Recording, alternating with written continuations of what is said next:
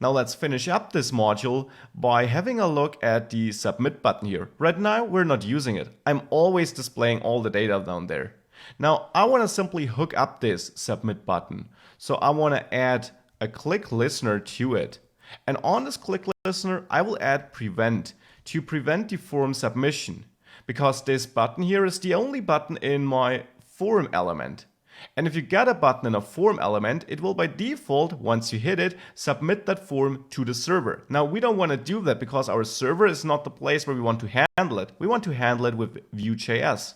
Therefore, the prevent modifier makes sure we're not sending a request to the server. Instead, we prevent this default behavior and let Vue.js handle that.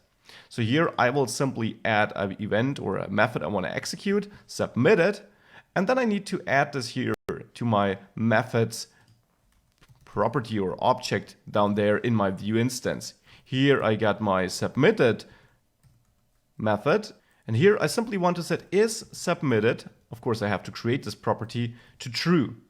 That means that here I can now create this new property, or I have to create this new property which is set to false initially.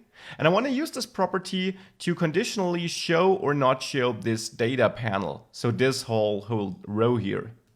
I will add vif here, and I can simply check if is submitted. That will be a boolean true or false, and if it is false like it is initially, we shouldn't see that data field. Only after we hit the button should we see it. So if I save this and go back, we indeed see the data field is gone. Now let's enter some data in our input here, and if I hit submit, we see it appear down there with the data we added. And with this, we can still update it, of course, because this is how this is set up. But now we're able to use our submit button. Very important here, the prevent option here, which makes sure we're not submitting it to the server. And then we can go from there and handle our data in this submitted method.